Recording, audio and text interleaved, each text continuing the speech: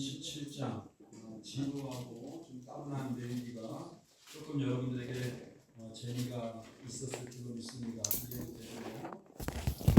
오늘 보면은 레위기 27장 지난 시간에 잠깐 제가 말씀드린 것처럼 레위기 1장은 번제죠. 번제, 그죠? 번제는 뭡니까? 온전히 자기를 다 불태워서 드리는 전적인 헌신을 의미한다 이렇게 말씀하고 있어요. 자, 그런데 27장도 마찬가지로 하나님께 대한 서원장입니다. 서원장. 그래서 27장을 가리켜서 서원장이다 이렇게 얘기합니다. 그러니까 26장으로 그냥 이렇게 마무리해서 성경이 끝나도 되는데 27장에서 하나님께 전적인 헌신으로 시작한 레위기 1장 그리고 27장에서 또 하나님께 전적으로 헌신하는 것으로 서원하는 것으로 이렇게 짝이 맞는 것을 볼 수가 있습니다. 자, 그래서 서원을 하고 이제 그 마음이 바뀌었을 때 이제 어떻게 해야 될 것인가 이제 이런 것들이 쭉 나오고 있습니다. 그래서 성경을 한번 보겠습니다. 같이.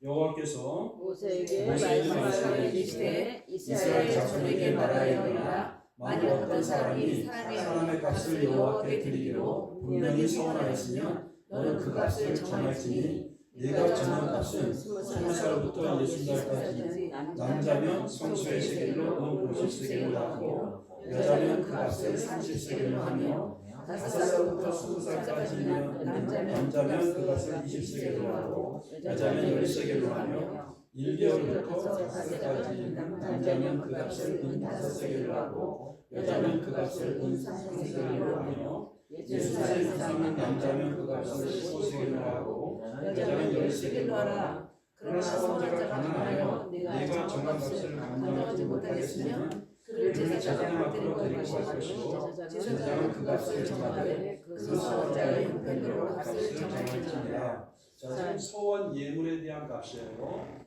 그런데 여기 보니까 2절에 보니까 이스라엘 자손에게 이제 하나님이 말씀하여 하나님의 말씀을 전하라고 얘기하고 있죠. 어떤 사람이 사람의 값을 여호와께 드리기로 서원을 했단 말이에요.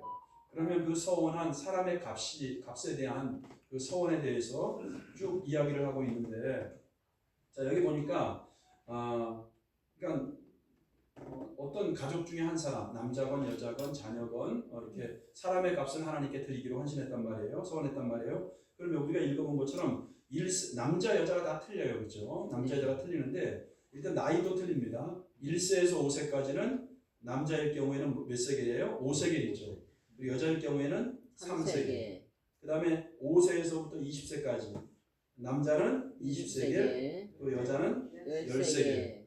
가장 많이 내는 게 뭐냐면 20세부터 60세까지 남자일 경우에는 50세겔이고 여자일 경우에는 30세겔 이렇게 돼 있어요. 그리고 60세 이상 남자는 15세겔, 여자는 10세겔 이렇게 돼 있습니다. 한 세겔이 뭐 이렇게 무게 함량을 따지면 은으로 11g이었다고 이렇게 이야기를 합니다. 그런데 이제 이것보다도 중요한 게 뭐냐면 그러니까 그 당시에 이제 한 세겔이 일반 노동자의 5일치의 임금이었대요. 5일치. 그러니까 그렇게 작은 건 아니죠. 그러니까 한 세겔이 5일치의 저거였으니까 만약에 장정일 경우는 50세겔이면 그게 거의 뭐 그죠? 한 250일 정도 그렇게 되는 거죠. 자, 그런데 우리가 마지막에 읽은 거 그러나가 있죠. 그러나 8절에 서원자가 서원을 했단 말이에요. 서원을 했어요. 내가 은혜도 받고 내가 감동이 있어서 하나님께 그렇게 내가 사람의 값을 내가 이렇게 드리겠습니다. 서원을 했는데 만약에 가난해서 자기가 서원한 거를 이제 이행하지 못하게 됐을 때 제사장 앞으로 데리고 가서 제사장은 그 사람의 처지와 형편에 따라서 값을 정해서 서원을 지키게 하라. 서원을 면제시키라는 건 없어요, 그죠? 어쨌든 간에 그 사람의 처지와 형편을 고려해서 하나님께 서원한 것은 지키게 하라. 이제 이렇게 말씀을 하고 있는 것입니다. 그러니까 지금 우리가 1절부터 8절까지는 지금 그 사람에 대한 그러니까 그 사람을 드리는 서원이에요. 사람을 드릴 때 그 사람이 나이에 따라서 성별에 따라서 이제 그 어떤 그 값이 달랐다. 그러니까 사람에 대한 거고, 그 다음에 이제 9절부터는 여러분 보면은 2절에는 사람의 값을 드리기로 소원하였으면 이거잖아요. 2절이 시작되는 게. 근데 지금 9절에 보니까 사람이 소원하는 예물로 여호와께 드리는 것이 뭐죠? 그 다음에는 가축이면은이에요. 그럼 가축을 소원했을 때는 어떻게 해야 되느냐? 자, 읽어보겠습니다. 가축이면 여호와께 드릴 때는 다 거룩하니 10절부터 시작. 그것을 변경하여 우열과 바꾸지 못할 것이요 혹 가축으로 가축을 바꾸면 둘 다 거룩할 것이며 부정하여 여호와께 예를 드리지 못할 가축이며 그 가축을 제사장 앞으로 끌어갈 것이요 제사장은 여호와의 값을 정할지니 그 값이 제사장의 정한 대로 될 것이며 만일 그가 그것을 물으면 네가 정한 값에 그 5분의 1을 더할지니라. 자, 13절까지는 짐승을 드리는 서원인 거예요. 근데 이게 무슨 말이냐면은 짐승을 드리기로 했어요. 가축이건 뭐 양이건 소건 이렇게 짐승을 드리기로 했는데 어쨌든 간에 마음이 바뀌어서 이제 좀 안 드릴 때 이제 그럴 때는 그러니까 처음에 서원한 짐승 있잖아요. 처음에 서원한 짐승을 드리고 오히려 하나를 더 드리라고 말씀하고 있어요. 무슨 말씀인지 이해가 되시죠? 그러니까 서원한 거는 마음이 바뀌어서는 된다 안 된다? 안 된다는 것을 얘기하고 있어요. 그러니까 처음 서원한 짐승 플러스 두 번째 서원한 것을 드려야 된다. 이렇게 말씀을 하고 있어요. 이것은 정결한 짐승일 경우에 근데 이제 부정한 짐승 있잖아요. 성경에서는 보통 이제 나귀 같은 경우 부정한 짐승인데 이렇게 나귀처럼 부정한 짐승을 또 이렇게 이제 드리려고 할 때는 제사장이 정한 값으로 그죠? 제사장이 정한 값으로 드리는데 만약에 마음이 바뀌었어요. 그럼 또 여기도 마찬가지야. 드리지 않는 게 아니고 부정한 짐승은 5분의 1을 더해서 드리라고 말씀하고 있는 거예요. 자, 정결한 짐승은 뭐예요? 한 마리를 더 드려야 되고 그 다음에 부정한 짐승은 뭐예요? 5분의 1을 더 드려야 된다. 그러니까 이 말씀은 뭐냐면요. 이제 그 다음에 이제 집을 드리는 거, 집을 드리는 서원이 나오거든요. 그 다음에 또 땅을 드리는 서원이 나와요. 그러니까 짐승을 드리건 땅을 드리건 집을 드리건 간에 이 서원을 따라해보세요. 서원을 함부로 하지 말라. 여기에 하나님의 메시지가 있는 것이야.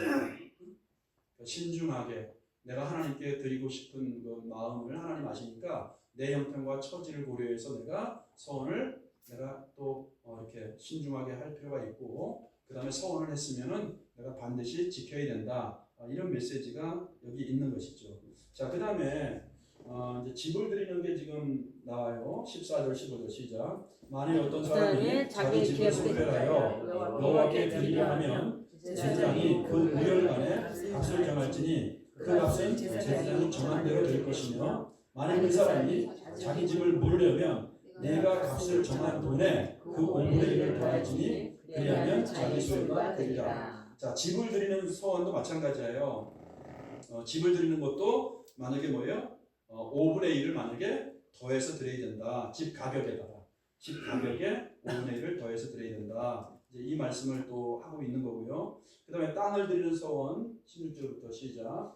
만일 어떤 사람이 자기 기업된 밭 얼마를 성별하여 여호와께 드리려 하면 마지수대로 내가 값을 정하되 본이 한 5면지에는 은 50세겔로 계산할지며 만일 그가 그 밭을 1년부터 천벌에 들였으면 그 값을 내가 정한 대로 할 것이요 만일 그 밭을 2년 후에 성별하여 들였으면 제사장이 다음 2년까지 남은 연수를 따라 그 값을 계산하고 정한 값에서 그 값에 상하게 감할 것이며 만일 밭을 성별에 드린 자가 그것을 모르려면 네가 값을 정한 후에 그 5분의 1을 더하지니 그리하면 그것이 자기 소유가 될 것이요 만일 그가 그 밭을 물지 아니하거나 타인에게 받았으면 다시는 물지 못하고 10년이 되어서 그 밭이 여호와께 드릴 때는 여호와께 바친 성물이 되어 영영이 드린 땅과 같이 제사장의 기업이 될 것이며 만일 사람을 샀고 자기 기업이 아닌 밭을 여호와께 성물하여 드렸으며 너는 값을 정하고 제사장은 그를 위하여 1년까지 계산하고 그는 내가 값을 정한 돈을 그날에 여호와께 드려 선물로 삼을지며 그가 판 값은 1년에 그 판 사람 그 땅의 연지인을 들어갈지니라 또 네가 정한 모든 값은 성수의 세겔로 하되 20개월을 한 세겔로 할지니라. 자, 26절까지는 지금 이제 그 땅에 대한 것을 땅을 드리는 서원에 대해서 얘기하는 건데 이제 땅의 크기를 얘기하면서 다음 희년까지의 기간, 남은 기간에 따라서 계산을 하라는 거고요. 예를 들면 희년이 가까우면 땅값이 비쌀까요, 쌀까요? 싸죠, 그죠? 희년이 멀리 있으면은 이제 비싸게 됩니다, 땅값이. 그거에 따라서 계산해서 이렇게 물고 이제 그 값을 치러야 된다, 이제 이런 거고. 그 다음에는 이제 오히려 물으려고 할 때는 오히려 땅값에 뭐예요? 5분의 1을 또 더하라. 그러니까 아까 말씀드린 것처럼 짐승도 마찬가지고요, 집도 마찬가지고요, 땅도 마찬가지고요. 서원을 했다가 물으려고 하면 어떻게 해야 되는 거야, 결국? 5분의 1을 더하라는 거예요. 그러니까 이 메시지는 아까 얘기한 것처럼 서원을 함부로 하지 말고 서원을 했으면 지켜야 된다. 이렇게 이제 말씀을 하고 있는 것이죠. 자, 그리고 26절, 7절을 한번 읽어보겠습니다. 26절, 27절 시작. 오직 가축 중에 처음 난 것은 여호와께 드릴 첫 것이라. 소나 양은 여호와의 것이니 누구든지 그것으로 성별하여 드리지 못할 것이며, 만일 부정한 짐승이면 네가 정한 값에 그 5분의 1을 더하여 물을 것이요, 만일 물지 아니라면 네가 정한 값대로 팔지니라.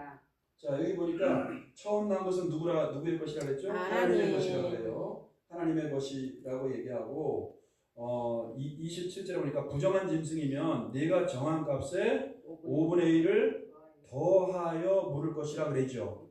더하라는 겁니다. 만일 물으지 아니하려거든 내가 정한 값에 팔지니라. 이렇게 말씀을 이제 하고 있고, 그다음에 28절, 29절은 이제 온전히 하나님께 바친 것에 대한 말씀입니다. 자, 시작. 모든 사람이 자기 손 중에서 오직 여호와께 온전히 바친 모든 것은 사람인지 가축인지 기업에 바치든지 팔지도 못하고 믿지도 못하나니 바친 것은 다 여호와께 드리기 거룩함이며 온전히 바쳐진 그 사람은 다시 믿지 못하나니 반드시 죽으리라. 자, 28절, 29절 온전히 바친 모든 것 있죠. 그러니까 하나님께 온전히 바친 것을 헤렘이라고 얘기하거든요. 하나님께 온전히 바친 것.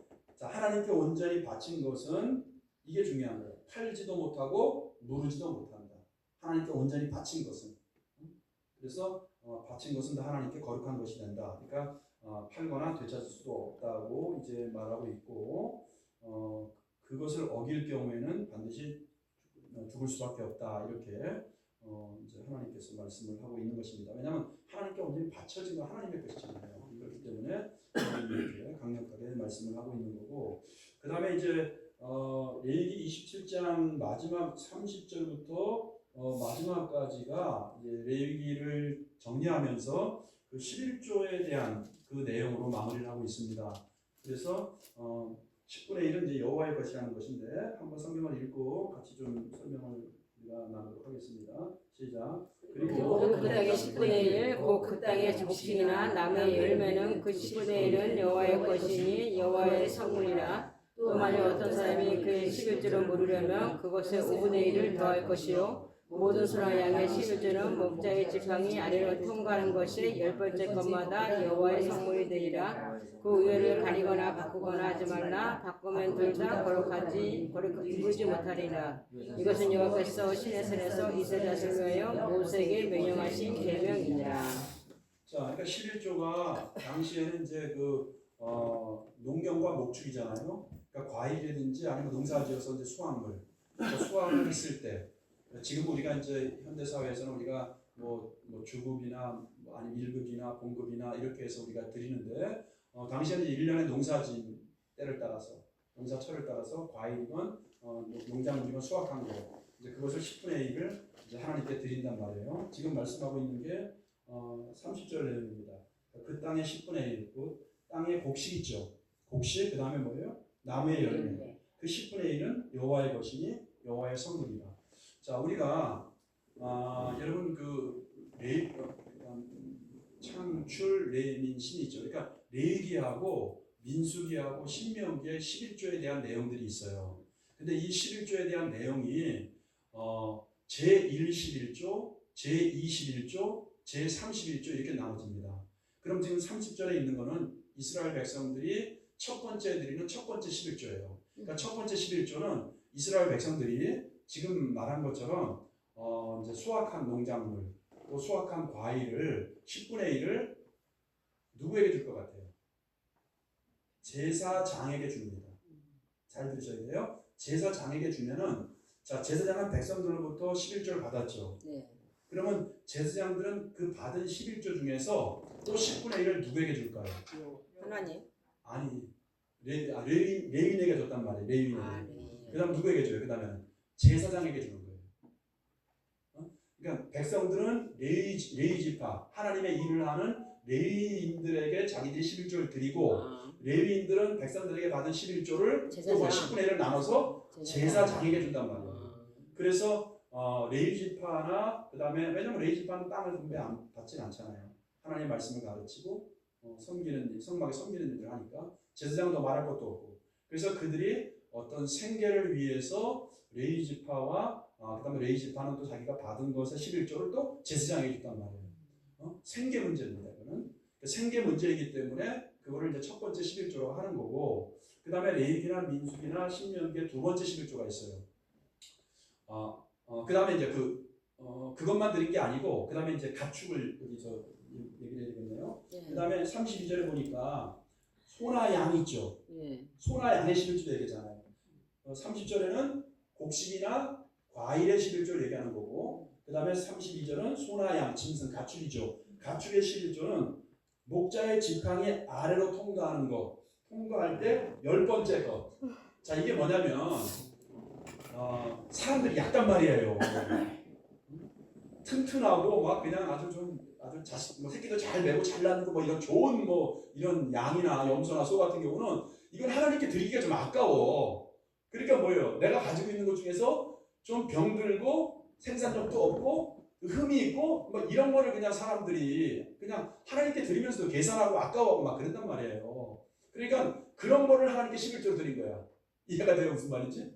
그러니까 하나님이 그걸 방지하기 위해서 목자가 지팡이로 어떻게 되냐면 자기 양이나 자기 소나 가축을 자기가 목자 지팡이를 이렇게 놓고 이렇게 들어가게 1마리, 2마리, 3마리, 4마리, 5마리, 6마리, 7, 8, 9, 10번째가 바로 하나님의 것이다. 자기가 선택하는 게 아니에요. 무슨 말인지 알겠죠? 근데 그 얘기를 지금 32절에서 하고 있는 거예요. 자, 어쨌든 간에 그런 11조가 첫 번째 11조는 뭐라고요? 레위인과 제사장들의 생계를 위한 그들의 생활을 위한 11조가 성경에서 말하는 모세오경에서 말하는 첫 번째 11조예요. 자, 두 번째 11조는 어떤 11조였냐면 여러분 그러니까 성경에는 세 번의 11조를 얘기하고 있는 거예요. 세 번째 11조까지를. 그러니까 두 번째 11조는 뭐냐면 여러분 안식년 배웠죠 우리가. 안식년과 희년 배웠죠. 자, 안식년은 뭐예요? 7년째가 안식년이라고 얘기했어요. 그러면 안식년을 기준으로 해서 두 번째 11조는 첫 번째, 두 번째, 그 다음에 네 번째, 다섯 번째 있죠. 첫 번째, 두 번째, 셋, 넷, 다섯, 여섯 번째까지 있잖아요. 안식년을 기준으로 해서. 그럼 여기서 첫 번째, 두 번째, 그 다음에 네 번째, 다섯 번째 있죠. 요 해에 나는 11조 있죠. 이것은 뭐냐면 하나님께 감사의 축제로 축제의 11조라고도 해요. 그러니까 두 번째 11조는 축제의 11조라고도 해요. 그래서 하나님의 은혜에 감사하고 하나의 성중에서 다 모여서 하나님께 잔치를 벌이고 하나님께 감사로 나가서 축제를 하는 이런 11조였어요. 그러니까 하나님께 감사하고 기뻐하고 서로 나누고 이런 11조였어요. 그거는. 그 다음에 세 번째 11조가 어떤 11조였냐면은 아까 안식년을 기준으로 해서 첫 번째, 두 번째, 그 다음에 뭐예요? 세 번째. 네 번째, 다섯 번째 얘기했잖아요. 그럼 빠진 게 어디예요? 세 번째하고 여섯 번째가 빠졌죠. 그러면 세 번째하고 네 번째 해에 내가 수확한 것, 그 다음에 짐승도 10번째 목자 지팡이로 들어간 게 이거는 뭐냐면 그 자기들의 어떤 그 거류하는 그 성 중에서 자기들의 어떤 그런 이 동포 족속 중에서 가난하거나 과부, 그러니까 꼭 도움이 필요한 사람들이 있잖아요. 이런 사람들을 구제하기 위한 11조가 있었단 말이에요. 그러니까 11조는 성경에서 첫 번째는 무슨 11조가 있다? 생계 11조. 하나님의 일을 하는 레위나 그 다음에 제사장들을 생계를 챙긴 생계 11조. 두 번째 무슨 11조가 있다? 11조를 걷어서 함께 하나님께 축제로 잔치하고 감사하는 이 11조가 있다. 그다음 세 번째는 뭐예요? 가난한 사람들을 구제하는 11조가 있다. 그래서 보통 성경을 연구하는 학자들은 그 당시에 이스라엘 백성들이 하나님께 드리는 거는 참 어떤 사람은 어떻게 그걸 계산했는지 모르겠어. 25.7%가 정확하게 그 정도였다는 거야. 왜냐면 이거 이외에도 처음 수확할 때, 그 다음에 또 큰 예물이 있어요. 큰 예물. 하나님께 크게 또 이렇게 드리는 큰 어떤 그런 예물이 있단 말이에요. 그래서 성경에는 그런 11조를 이야기하는데, 여러분 우리가 저도 이제 처음에 어떤 교회에서 그런 거 할 때 좀 이해가 안 가더라고. 근데 여러분 옛날에 여기에 앉아 계시는 분 중에서 아마 들으지 못하신 분들도 많이 있는데, 이제 그때 우리 장로님들하고 여기 이제 들으신 분들이 기억나요. 저도 우리가 옛날에 이제 부흥회를 누구 이렇게 추천을 못하니까 김대성 목사님 이 프로젝트로 우리가 부흥회 여러 번 들은 거 기억나요? 네. 그때 우리 장로님들이나 몇 분이 그냥 정말 하나님께 내가 힘들고 어려운 가운데서도 정말 내가 심는 번제와 같은 예물 드린 거 기억나시죠? 우리 장로님도 들으셨잖아요. 저는 기억나는 장로님도 기억 안 나요? 왜냐하면 그렇게 드려서 엄청나게 하나님께 축복받은 사람들 우리가 듣고서는 어려울 때 장로님들 했잖아. 어려울 때. 저는 그래서 그런 생각이 돼요.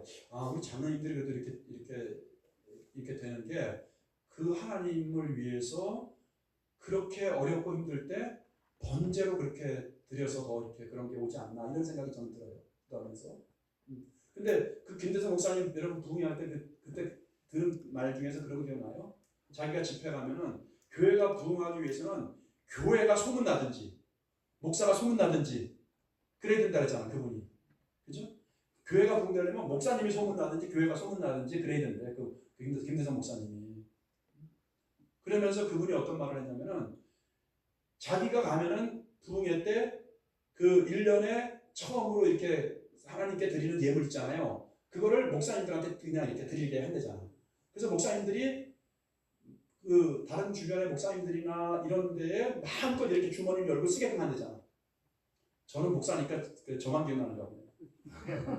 근데 저는 이 얘기를 듣기 전에는요, 어떤 교회들이 정말 그렇게 하는 교회들 보고, 저 성도도 시험 안 되겠나? 뭐 그런 생각을 했어요, 인간적으로. 근데 어쨌든 성경에서 이야기하는 것은 그렇게 목회자의 생활, 오늘날은 말은 목회자의 생활이 아니겠어요? 그리고 가난한 사람들을 구제하는 것, 그리고 교인들이 함께 어려운 사람이 없도록 함께 기뻐하고 축제하는 것, 그런 것들을 이야기하고 있는 겁니다. 자, 그러면서 그런 것들을 이야기하면서 하나님은 따라서 시간과 물질의 주인이시다. 하나님께서 꼭 너희들의 수익에 너희들이 농사진 것 그러면 뭐 10분의 1만 하나님의 것이고 뭐 나머지 10분의 1은 내 거다 이런 게 아니고요. 시간도 마찬가지고 또 물질도 마찬가지고 그거를 통해서 나의 창조주 하나님, 나의 구원의 하나님, 나에게 모든 것을 베풀어 주시는 그 하나님께 내가 뭐예요? 그 하나님이 나의 주인임을 인정하는 행위가 뭐예요? 바로 11조에 담겨있는 11조의 올바른 신앙이라는 것입니다.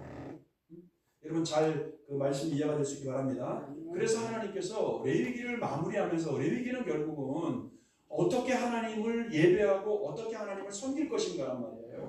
레위기 주제가. 그래서 1장에서는 내가 전적으로 하나님께 헌신으로 끝나는데 또 마지막 27장에서도 결국 뭡니까? 서원하고 또 11조로 그 하나님께 대한 어떤 믿음, 하나님께 대한 어떤 신앙을 어떻게 지킬 것인가 이렇게 끝나는 것을 이제 우리가 볼 수가 있습니다. 자, 그래서 이제 하나님께 바쳐진 것을 우리가 뭐라 그랬죠? 제물이라 합니다. 그래서 하나님께 바쳐진 것을 제물이라고 한다. 그리고 하나님께 바쳐진 시간을 구약에서는 뭐라 그랬죠? 안식일. 일주일 중에서 하나님께 바쳐진 시간, 하나님의 시간이란 말이에요. 안식일이라 했고 하나님께 바쳐진 시간은 안식일이라 했고 하나님께 바쳐진 것은 뭐예요? 제물이라 했어요. 그리고 하나님께 바쳐진 사람을 뭐라 그래요? 조금 전에 얘기했잖아. 제물이면 뭐예요? 사람이니까. 제사장. 그러니까 오늘날 말하는 목회자들은 뭐예요? 하나님께 바쳐진 사람인 거예요. 근데 여러분들만 그런 게 아니고 베드로전서에서 뭐라 그래요? 너희는 왕 같은 제사장이라고 얘기했잖아요. 그러니까 지금은 목사만이 아니고 우리가 다 뭐예요? 왕 같은 제사장이기 때문에 우리가 하나님께 드려진 존재들이고 바쳐진 존재들이라는 것입니다. 할렐루야. 네. 이것을 마무리하면서 하나님께서 이것은 여호와께서 시내 산에서 이스라엘 자손을 위하여 모세에게 명령하신 계명이니라 이렇게 마무리하는 걸 볼 수가 있습니다. 자, 여러분 우리가 지금 긴 시간을 얼마나 됐는지 모르겠네요. 레위기를 1장부터 이렇게 27장까지 오늘 이렇게 다 마무리를 했습니다. 그래서 레위기가 여러분들에게 좀 이해가 되고 레위기가 여러분들에게 좀 익숙하게 다가오고 그리고 말씀대로 여러분들이 좀 그렇게 하나님께 다른 신앙을 가지고 시간의 주인이 하나님이고 내 삶의 생명의 주인이 하나님이고 내가 가진 물질의 주인이 하나님이고 그러니까 하나님께서 여러분 우리에게 내일을 아니 5분 10분 일을 모르게 장래일을 모르게 한 것은 얼마나 여러분 하나님의 배려고 은혜인지 모릅니다. 여러분 내일 죽을 사람이 내일 죽을지를 모르기 때문에 오늘까지 큰 소리 치고 사는 거예요. 그렇잖아요, 그렇죠? 내일 무슨 일 만날지 몰라요. 그러니까 어떻게 보면 우리가 내일을 모르고 장래에 내가 어떤 축복도 마찬가지잖아요. 내가 앞으로 뭐 1년 뒤에 거부가 된다. 이거 축복을 또 알아봐요. 어떤 사람들 심장마비 될지 몰라. 야, 1년 뒤에 내가 무슨 진짜 거부가 된다.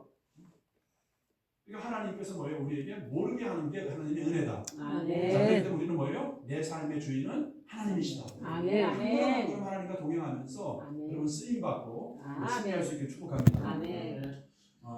됩니다. 지금도 정통 유대인들은 이 모세 오경만이 성경이다 그래요. 모세 오경만이. 자, 그런데 또 히브리인들의 성경에서는 역대상하가 역대기서 그래서 그냥 한 권으로 되어 있습니다. 근데 역대기서는 어떤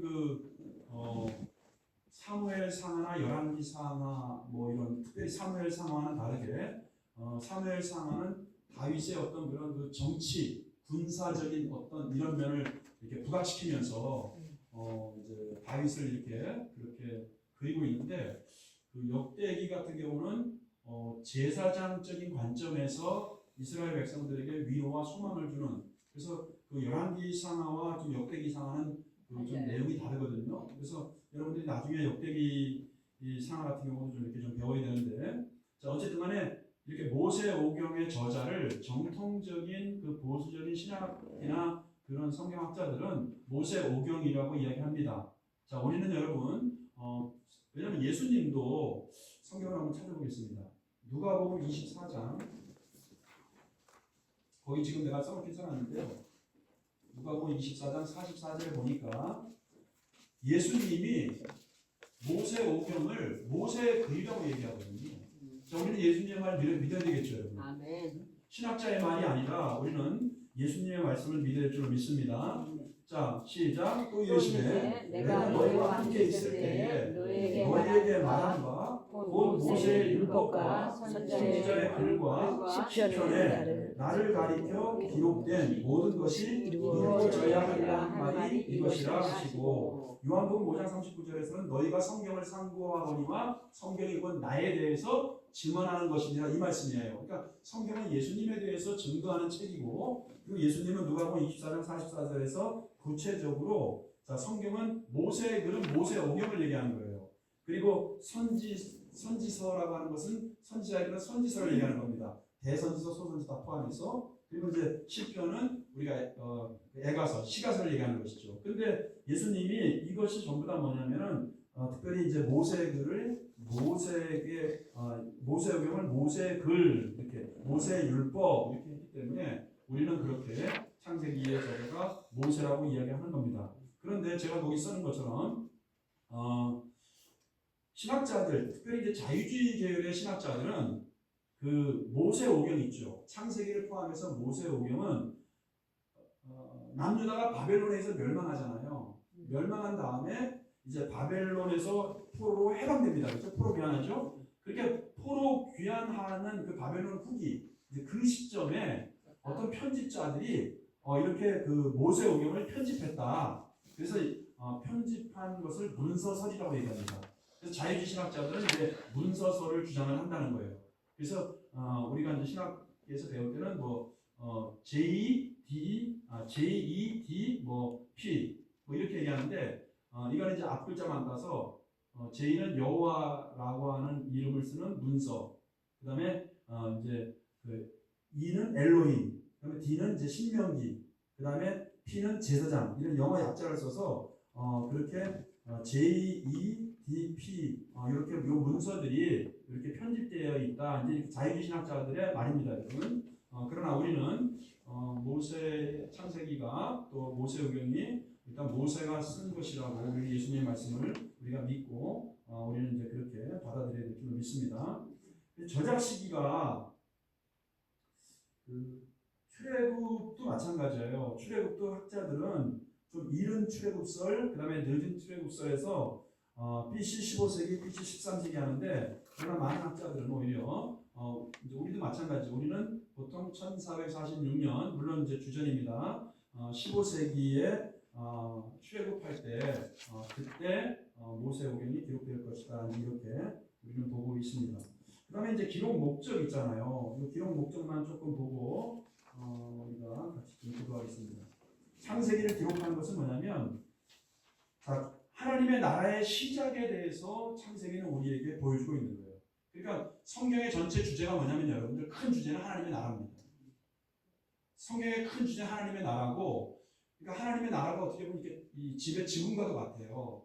그리고 하나님 나라가 어떻게 시작됐는지를 말하는 게 바로 창세기고, 그 다음에 요한계시록은 하나님의 나라가 어떻게 종결되는지를 말씀하고 있는 거예요. 그리고 성경의 또 두 기둥이라고 하는 것은 이제 언약사와 구속사를 말할 수가 있는데, 언약사는 이 창세기 3장 15절에 여인의 후손을 통해서 나오잖아요. 원복음이라고 하는데 이거를 이제 영어로 이제 원계약이다, 어머니 언약이다. 그래서 마더 커버넌트 뭐 이렇게 얘기를 해요. 그래서 언약, 하나님의 언약의 기초에 있다. 그러니까 하나님의 언약에 의해서, 하나님의 약속에 의해서 성경은 이루어져 간다. 이것이 성경의 한 기둥이고, 또 언약 플러스 예수 그리스도를 통한 구속을 통해서 하나님의 나라가 완성된다. 그래서 자, 그러니까 기초는 뭐예요? 기초는 예수님이야. 기초는. 그리고 두 기둥은 뭐예요? 즉과 같은 하나님의 언약과 예수 그리스도를 통한 구속이야. 구속. 그래서 언약사와 구속사. 그리고 지붕은 뭐예요? 하나님의 나라. 이렇게 성경이 이루어진다. 근데 결국은 하나님 나라를 완성하려고 하는 목적은 하나님이 우리와 뭐예요? 함께하기 위해서. 하나님이 우리와 임재하기 위해서. 그래서 하나님의 임재와 하나님의 사귐, 동행, 교제 이렇게 이제 써놓은 겁니다. 그래서 창세기를 통해서는 우리가 하나님 나라의 시작에 대해서 우리가 알 수가 있다. 자, 두 번째는 우주는 언제 시작되었는지, 또 역사는 언제 시작되었는지, 또 시간과 공간은 언제 시작되었는지, 또 인간은 언제 어떻게 만들어졌는지, 뭐 이런 것들에 대해서, 그러니까 시작에 대해서, 그다음에 또 창조의 목적은 무엇인지, 그리고 또 죄의 기원이 있죠. 죄는 언제 들어왔고 죄의 기원이 무엇인지, 또 구원과 구속의 시작. 아까 얘기한 것처럼 이제 여인의 후손을 얘기하는 이런 구속의 시작은 어떻게 이루어지는지. 그래서 여러분, 제가 썼습니다만 창세기는 옷으로 생각하면 첫 단추와 같아요. 근데 성경 창세기를 잘 꿰야지 성경 전체가 열리게 될 줄 믿습니다. 그래서 창세기가 그래서 굉장히 좀 중요한 거고, 그다음에 이제 특별히 창세기에는 또 이제 그 이스라엘 12지파도 나오고 4대 사건도 나오고 4대 족장도 나오잖아요. 중요한 게. 그래서 이스라엘의 존재, 어떻게 시작되었는지, 그 다음에 이제 물론 이스라엘의 그 시작된 것은 뿌리는 아브라함이죠. 그렇죠? 그리고 4대 족장의 역사, 뭐 이런 것들을 우리가 이제 창세기를 통해서 이제 배우게 될 것입니다. 그래서 여러분들 하나하나 배우면서 창세기가 열리게 되기를 바라고, 그 다음에 이제 중요한 거 빨간 글씨로 제가 이렇게 해놨는데, 창세기는 특별히 원독자 관점을 반드시 기억해야 됩니다. 자, 그러면 창세기를 이제 원저자는 모세가 썼어요. 그러면 원독자라는 것은 뭐냐면 창세기를 제일 먼저 받아 읽고 받아 읽는 사람이죠. 창세기를 제일 처음에 받은 사람, 받아서 읽는 사람은 뭐예요? 출애굽한 1세대 혹은 2세대란 말이에요. 그래서 그 출애굽의 1세대, 2세대 그 원독자들의 관점을 창세기를 우리가 보면서 1차적으로 이해를 하고 2차적으로 오늘을 살고 있는 나에게 이 창세기는 어떤 의미를 주고 있는가, 어떻게 내가 신앙으로 하나님을 내가 찾아야 되는가, 예배해야 되는가, 이런 것들을 우리가 창세기를 통해서 우리가 공부를 하게 될 것입니다. 그리고 창세기는 아까 얘기한 것처럼 이게 중요해요. 구조가 뭐냐면 4대 사건이에요. 자, 따라서 창조, 창조, 타락, 타락, 홍수, 홍수, 바벨탑. 바벨탑, 이게 4대 사건인데 그러니까 앞자만 따서 읽어보세요. 창타, 홍박. 창타, 홍박, 중국말 같네. 창타, 홍박. 창타, 홍박. 예, 이게 4대 사건이고 4대 독자는 다 알죠, 여러분? 네. 자, 아브라함, 이삭, 그다음에 뭐예요? 야곱, 요셉. 아이야요. 자, 아이야요. 아이야요. 앞글자만 딴 거예요. 아이야요. 아이야요. 예, 창타, 홍박. 창타, 홍박. 아이야요. 아이야요. 네, 이렇게 이제 우리가 창세기를 한번 여러분들이 다음 시간부터 좀 오늘은 이제 서론이니까 제가 이렇게 복사를 해서 준 거고 여러분 성경을 통해서